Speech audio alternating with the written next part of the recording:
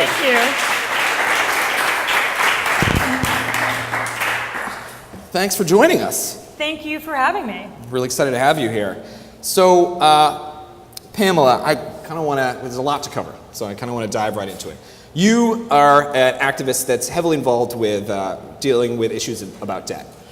And it seems like one of the movements you were involved with is Occupy Student Debt, it was called.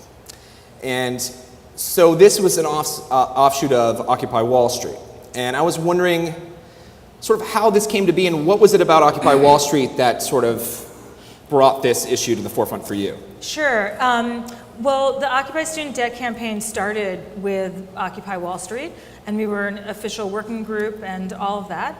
And yeah, we launched the student debt campaign, and we asked people to sign a pledge that said that if we got to 1 million people, then people would not pay. They would refuse to pay student debt as a nonviolent strategy to put real pressure on the system to change. So that was kind of how we started. That's pretty amazing. And my question about it, because as I was reading about you, I was sort of curious to how things have changed and how did we end up in this position now with all this student debt? Yeah. So we have well over $1 trillion now in student debt. It's insane. It's insane. People can't pay, you know. Yeah. The average graduate's graduating with like $27,000. 81% of African American kids are graduating now with over $30,000 in debt just for college. But the system really evolved, you know, over a long period of time. It wasn't just something sudden that happened, even though it feels that way in a way. And actually, you could start to look at debt generally with, well, there are a lot of points, but I think the most important point is probably the 1934 Housing Act, believe it or not, because it was really when the government entered into a direct partnership for the first time with banks, like a very clear, explicit, codified in law partnership that created Fannie Mae.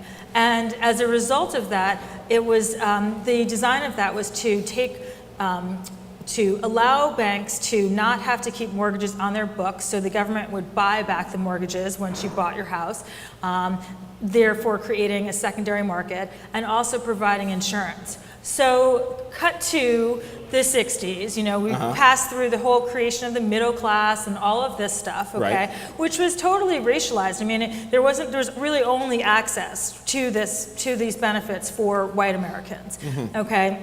And then you have civil rights. And you have, you know, people are saying we want to have citizenship, we want to, you know, own property, and we've been locked out of this market. That was a really critical issue that was changed by the Civil Rights Act of 1968. Simultaneous with that, you also end up having the Education Act, and this Education Act is what creates Sallie Mae. So we know that these acts were very, very similar in what they actually did. So it's no mistake, you have Fannie Mae and you have Sallie Mae, right? Her debtor sister. We hate her both debtor sister, right? And so, and it did the same thing. It was the same kind of a deal where the government said, we're gonna, you know, banks, you can make money on interest, but we'll secure the whole thing. 98% of every student loan is, you know, really guaranteed by our government, by, in other words, the taxpayers. So even if you default on your student loan debt, the taxpayers end up picking up the tab while Wall Street's making huge, huge profits, you know? And so that's kind of the history of how this market started to expand, but it expanded under the premise of offering people greater access to education, right? But that access was through debt, and it was always from the beginning that the first people who were really deeply impacted by this were African American students who wanted to be a part of the American dream, and were basically doing it by going into debt. Of course, it's funny because you think about it being something that's just, it's a recent thing, but it's been this long, nefarious process. This leads me to ask you about that. You were involved in another thing that I think is incredibly interesting called the Rolling Jubilee. Right.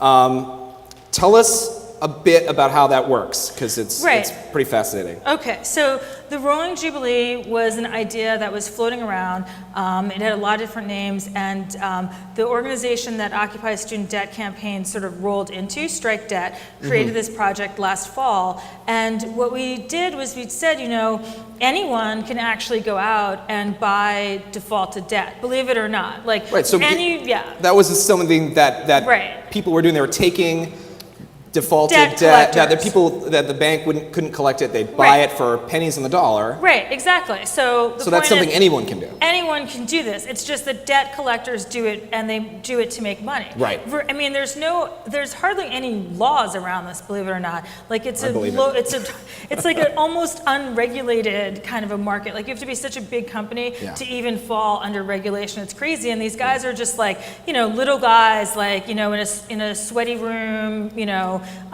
making phone calls and harassing you, right, when you don't pay your bill.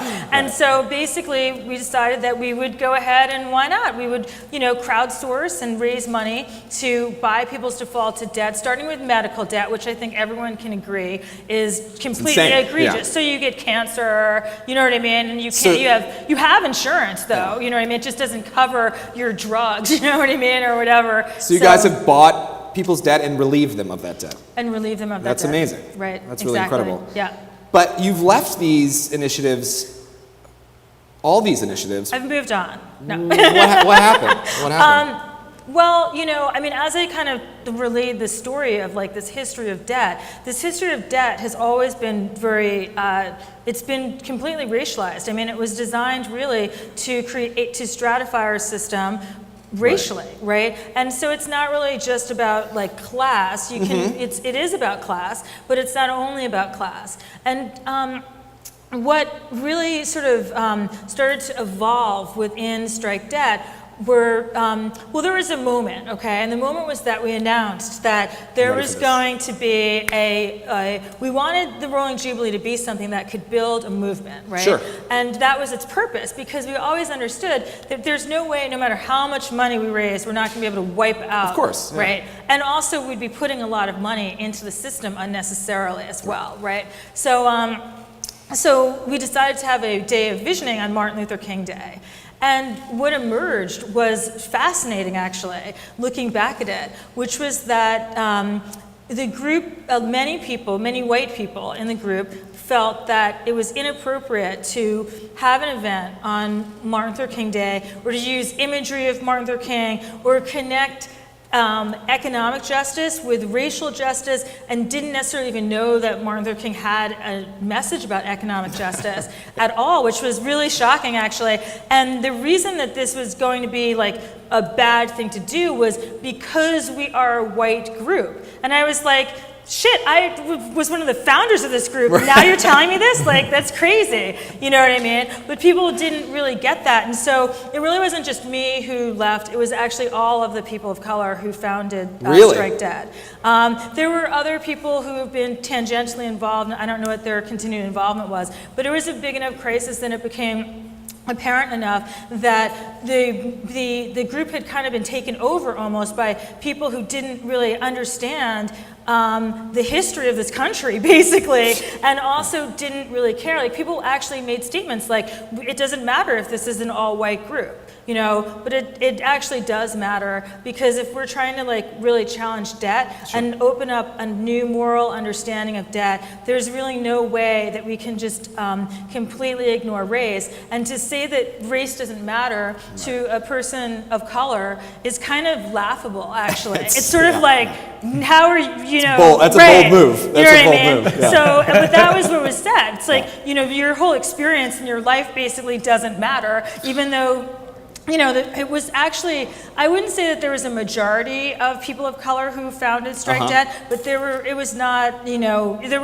large numbers of very, Indian, Palestinian. It was by no means a white. Really that. Yeah. Until the white people in the group decided that suddenly it was going to be a white group. And it was like, but it actually, I don't even really think that it really truly exists in that sense anymore. I'm sure that they'll spend the Rolling Jubilee money, but I don't really foresee much more happening with it, which is kind of unfortunate.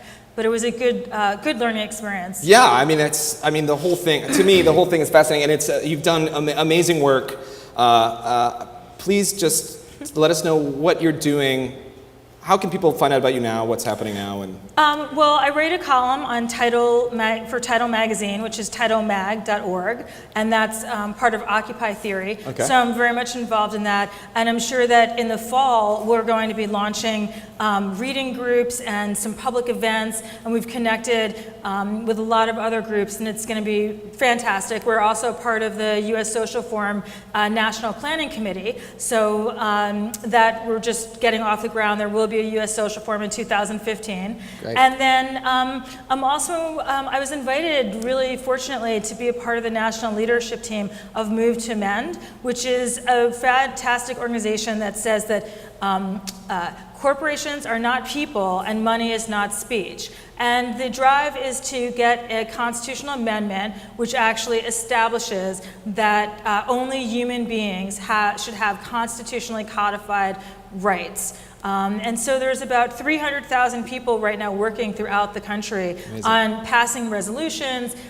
There's an amendment in Congress. I just came back from a meeting with one of the chief of staff for our congressman to discuss that and moving it forward. So that, I think, is a really important part of what we are doing right now. If we look globally, we see there's a democracy movement that's happening all over the world, and everyone is saying, really, in so many countries right now, it's crazy, that they don't want to be, they don't want human beings should not be equated with artificial entities of any sort that are just for economic benefits. Well, you're doing so much, you do so much amazing stuff, and guys, please do yourself a favor and look her up online, check it out. She's doing tons of things. We barely scratched the surface. Yeah.